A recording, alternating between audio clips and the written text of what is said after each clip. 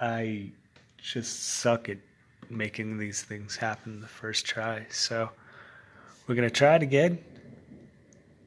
I don't even know if we're live now, man. Let me know if you guys can see me. Can you see me? Yay, you can see me. Cool. So hold on, let me just. I don't even know Oh, if we're live. ha, he. All right. So I'm gonna talk about things today. Tokyo Ghost, Volume 1 by Remember, Murphy, and Hollingsworth. Wish I was related to him, but I'm not. Then I'm going to look at Nosferatu by Druillet, black and white comic, European Masters, one of the European Masters. And then I'm going to look at the Smurf King by Peo. So, like the Smurfs, just because it's my name. And it's cool basic art. Like usually I show super detailed stuff, but I think the art's really simple and really cool. Let's start with Tokyo Ghost.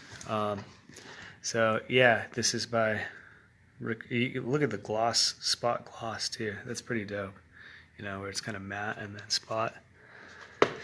But cyberpunk story mixed with like some samurai Eastern visuals. Very much an ode to manga, like Akira and Ghost in the Shell. But these are the two main characters. He's like always jacked into the internet, so when he wears that helmet, he's like seeing, he's on the web, like augmented reality, and he's addicted to it, and she's his girlfriend trying to get him off the addiction. So it's a cyberpunk story about addiction, really, and it's pretty awesome. But like, the art is just so dope. That's such a cool background. And his bike, this is how awesome this is. His bike is called Zeus's Dick. So that's pretty cool. Sean Gordon Murphy did the art, and it's cool. I actually saw the pages that, I'm pretty sure I saw the pages that Hollingsworth kind of like auditioned with coloring for him, Sean Gordon Murphy, because nobody had really knocked it out of the park with his coloring yet, until Hollingsworth really colored it. And I think that was a game changer for everybody. Look at that. Yeah, you get a cool glow. I think Hollingsworth, for looking at this, I would take the guess that Hollingsworth worked on, man, look at how cool that is. Hollingsworth worked on, look at those guys. The Batman Year Zero coloring, probably. So the new 52 Batman, I'd say the later end of the run. It's great. You get the speed lines, manga influence, but that is cool. I like that. I love the colors. It's just a great team. It was a great team on this book. Great use of shadows right there. Reminds me of a Miglia shadow. If you've been watching the other comic reviews, unfortunately the glue is not the best binding right here, but it's pretty solid throughout the rest of the book. I've only had one other Image book, and it's sad, but it's kind of hilarious. It only happened once. The comic fell out of the glue binding, so I have a cover. It's kind of like a soft shell now. I have the cover and then the rest of the book. None of the pages have attached. It's just separated from the cover. And it's Orc Stain by James Stokoe. But look at that fucking scene. So badass. Like I said, ode to Akira for sure. And he's jacked into the internet. There's the augmented reality. He's not even caring what's happening in real life. He's being hyper violent. Does not give a fuck about real life because he's just so jacked in. Honestly, I think it's a relationship reminiscent to Harley and Joker, but they're like real people, and they both are like, it's good. They're human characters. They do get better, like, because you know I think obviously the Joker and Harley romance is pretty problematic. Theirs is too, but they both try to evolve as characters and be better. Like it's an amazing story. But look at the background. So much detail in that, man. And I love this is why I love Hollingsworth's like coloring, because if you can see that grit and that color to it, Hey, what's up, Dustin? Hope you're doing well, man. Like, that's all in the coloring. That wasn't Murphy's art. Hollingsworth did that. Dude, he just gives it so much life. I love it. And he is just jacked in, dude. The thrill, and he is just jacked into the internet. It's pretty cool. It's a pretty cool way to tell and then you get this scene. Violence is awesome, man. It's so cool, the juxtaposition of he's just like scrolling through Instagram while he's just tracking this dude's face. But yeah, I mean, and the colors, look at the glow in that too. I love the colors on that. But it's pretty fucking wicked. Look at all those colors, man. So, and she's trying to get him off, man. And the main villain is kind of like the king of modern addiction now that I look at it. But it's high octane, and he is just plugged in. It's great. She's really cool. His women are like incredibly done. Look at that. I just love the color glow treatment that Hollingsworth does on this, man. The neon glow to it. All his cityscapes is great. Dude, look at the chainsaws in the car. I had never even noticed that. Chainsaws just shooting out of the ground on the track. Oh, man. Dude, it's great. It's great narrative. I love the cyborg skeleton guy. People exploded. Dude, it's just dope. Dope stuff. But yeah, this is a villain. He's just kind of like the king of addiction. Like, I don't know what his real name. What is it? Not Debbie Decay. That's her name. Her name's Debbie Decay. She's like a kind of, I mean, very Harley Quinn-esque, but more humanized and less crazy. But man, it's some dope work. Reminds me of like, I love the all-out action. Look at that. Oh man, it's just chaos, but that's great. And then so he's got the more of the saws coming out of the ground. So the main thing is she's trying to get him out of this life, out of the life of addiction, and it finally happens. And I'll show you kind of the next area. So that's kind of the main story leading up to this point, is he's been just trying to get out of that life, and they're able to finally escape. I don't want to. I mean, it's not spoilers because it's like probably like the second or third issue. They finally get out of it, but they escape to this lush paradise. And I want to show you this work because I mean I showed Valerian the other day, but look at this, man. Kind of the ruined city, very much inspired by similar. Oh, isn't that rad? That is just so rad. And there's kind of like, you can almost see a face.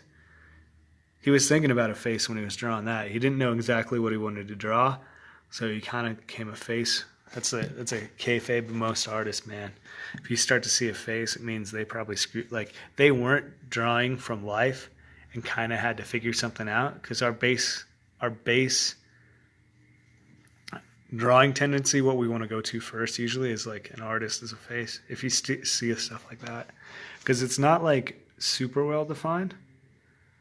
And it's not symbolic enough that it's more just he needed to draw rocks, and I think it just happenstance. That's just my guess. It reminds me of Wolverine, dude. I want to see Sean Gordon Murphy draw Wolverine. I love that shadow there, but like, I mean, that's straight up Wolverine. I bet Remender, yeah, was just like, draw Wolverine, man. A beautiful shot. Man, this kind of reminds me of Sergio Topi back here. But then you get the beautiful, pretty flat white crane, black. And they could have over-rendered that just to make it like really try to pop out, but they didn't. They just left it white. And that's what I love. This is flat colors, flat-ish colors, done beautifully to just let the beautiful ink work, because it's inked just immaculately, you know? Oh, so rad. So rad. The color work makes this pop so much, man. But yeah, so they kind of take life here. Oh, man. You see what I'm saying with like cyberpunk and meets samurai stuff, dude? It's so cool. That is wicked. That's beautiful. So he did that with ink first. So this is all actually just black line art. And then the colorist went over afterwards to lay that blue hue juxtaposed by a more orange hued dude. Oh, man. Dude, check it out. Isn't that rad? Check out that scene, man. That's a great landscape shot. It's a cool chase. Here we go. Yeah. It really opens up. There's a deluxe hardcover edition of this that's like always out of print that I still need to... Look at the car. Oh my God, that's so cool. And these buildings in the background. Here, let's see if we can get a good shot of it.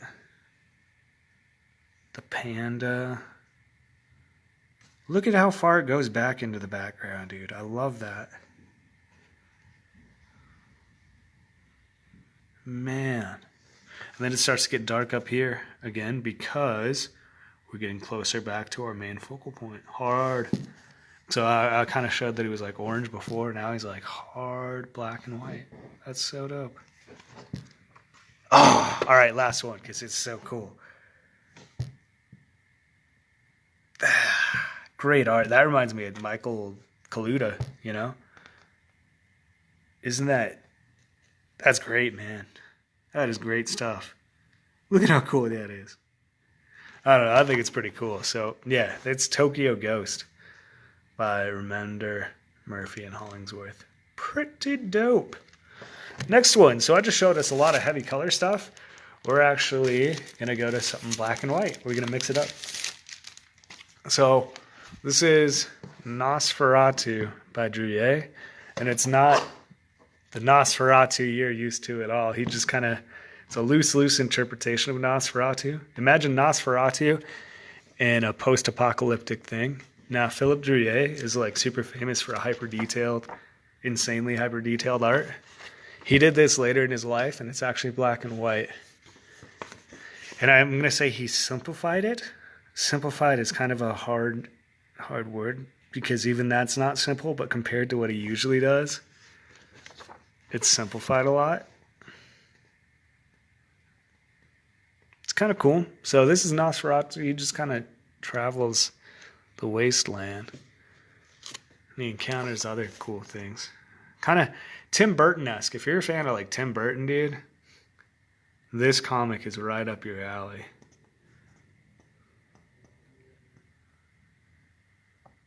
Or Junji Ito, you know, I could see a lot of Junji Ito in this as well. I love his cape. The dudes. That's pretty dope, man. Great angle. Very good angle. This reminds me of like almost like a Howl's Moving Castles type of shots. This came out later. I think this is... He may have... Especially that, too. There's some stuff that's just saying like Hayao Miyazaki inspired. You know, look at that shot, too. Because this came out later. First, let's see when this was published. Let us see. It was made in... Oh my God, never mind. It was made in 89. So it's later. But maybe not Miyazaki. Maybe Miyazaki saw this. The cape, I don't know. He's got a good sense of flight. I'll put it that way. And Miyazaki's like who pops into my mind when I think of that. I think what you'll notice is like how hard he chops in the sky. You know, and there's some weird light effects, but it's very cold, and that's what you want. He goes from this human-looking thing trying to survive with everything else, and the comic book is kind of just his evolution and progression. But he also finds himself, like he finds humanity, and becomes the coldest. It's a cool juxtaposition. Very classic Druillet shot right here. This is totally, he does a lot of characters that look like this. He's got the little triangles. You know, Todd McFarlane talks about the triangle eyes. He did triangle shadows. The very distinct faces. I don't think faces were his best suit. But they're unique to him, that's for sure. You know, the crazy thing is, oh man, isn't that dope? I love that.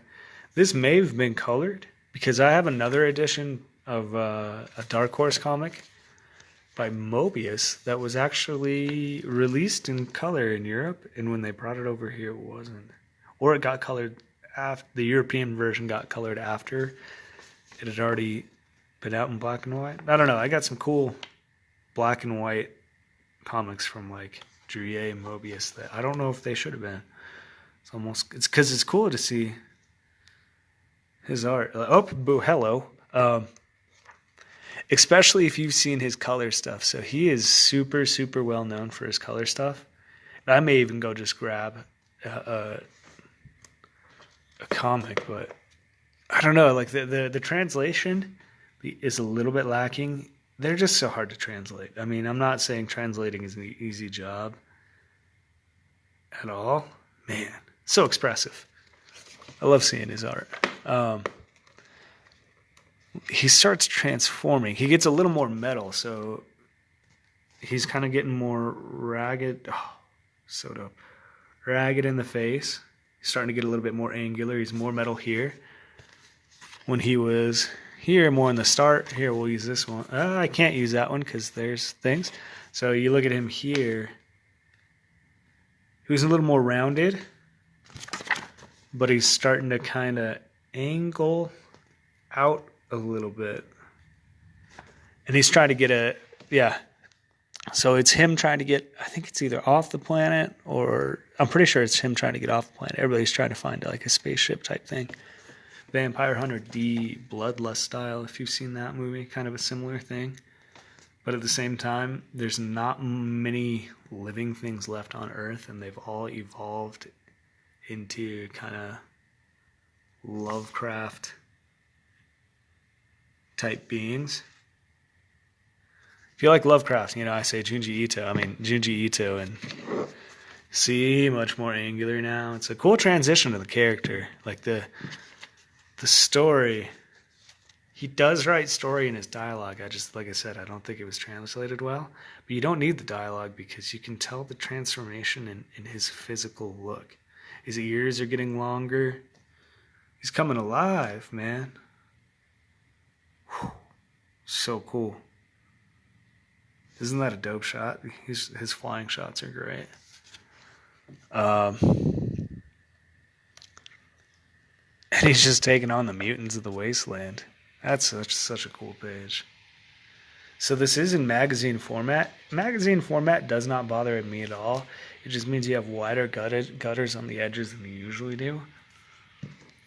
It kind of makes, I don't care. I love it. I love getting to see this stuff. Usually it's way bigger. Like I'll show you a Druillet oversized, like normal, like what they consider, look at him, metal, and he becomes this metal fucking god, dude. I love it. Sheds the skin of his mortality, but also finds his humanity. Oh, so cool. It's on eBay, man. Check this one out on eBay. You can get it pretty cheap, but it's a cool story. If you're looking for this is a deep dive for Druillet fans though. So you just got to be careful with it. Like, there's a lot of Druillet that I would encourage you to buy before you get to this comic. But it's a taste of his style in black and white. Last one, switching gears once again to the Smurfs. So this is the comic that the cartoon was actually based on. Growing up, I didn't care about it much at all, but I've grown to love it now. Look at that. Such great colors. So I'll be honest with you guys. Like, I don't know what version or volume we're looking at. So I don't know how close come on, man. I don't know how close this art is, the original art that we saw, but I think this is a pretty good reproduction. I enjoy the colors. The blacks are very hard, but this may have been like completely redrawn. Like you look at Hergé's Tintin and like how it started to the volumes that we see now. The best I can kind of, I love his scenes. Let's look at that. The best I can kind of think connect it to is George Lucas, how he keeps adjusting his things in CG. I think comics updates always, well, I mean, other than the color job, this is one of the updates that I like. But, usually I talk about like hyper detailed stuff. His stuff isn't hyper detailed, but he still knows how to lay out a scene. Like, again, I think about Valerian. This is a simplified version. I mean, this came out, let's look at when this publication date was. Should say here. Let's see here.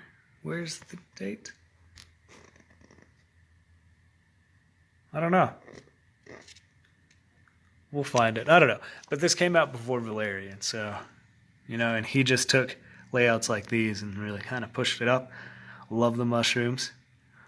This dude was the geometry that he was able to create in his shots were so cool because he was just able to use the same character, so he was able to find these key anchor points that he could pin our eyes to and create lines or waves. It was really easy to guide the figure's head. And then you think of Cheech Wizard. Not Cheech Marin, but Cheech Wizard. Oh, that's cool. I really enjoy the Smurfs work. I mean, super cartoony, but it's a simplified way to get your story across quickly. And he was able to, I bet he was able to just bang these out. And that's okay. I mean, sometimes I love that scene. It's great. Nobody's off character. Everybody, the perspective of everybody is amazing. It's astounding. I love it. Always a great use of foreground, middle ground, background. Look at that panel. Great depth to it. And now you have things like Tokyo Ghost, but I mean, I love it. It's great perspective. I really admire the perspective of this. Great. Getting kicked. But yeah, it's here. I'm going to get to this shot. Look at that. Isn't that so cool? I love the dark blacks that he threw on it because he usually doesn't do that. I mean, you look at this stuff, you don't see much black. You see in some shadows and stuff, but it's not very prevalent. But then you get here and it's noticeable. You notice the black now, and it's great because it's so big. I love it. And then look at him like that. I'm working on drawing a king. He's a villain in my next kids comic, so seeing this stuff is kind of some good inspiration. I like that scene. And there's another shot too. Oh, we'll talk about this, the blue and orange. Every artist uses that. It's so dope. I love it. I love that color scheme. It's great. Great layouts. I mean, and let's talk about page count in this, man. This is exactly what I was talking about in panel count. Sorry, panel count. 1, 2, 3, 4, 5, 6, 7, 8, 9, 10, 11, 12, 13. And that page you could say, yeah, but I mean, 6 of those panels don't have dialogue. Fair. Let's look at this now. Every single one of those panels has dialogue. And we have 1, 2, 3, 4, 5, 6, 7, 8, 9, 10, 11, 12. 12 panels on that one. So, I mean, a lot of story happens in these, and I love it because of that. I actually started cutting up my comics into a smaller size, so I usually go like 8 panels per comic. For my black costume, I'm going to print them a little bit smaller, and it's a good way to figure out, it's a good way to ingest it. It doesn't burn the reader's eyes. Like the reader doesn't get reader fatigue when they turn a new page and just see a wall. It's easier to read. there was a couple more shots that I wanted. Ah, man, look at that. He's a great artist, dude. Look at the animation there.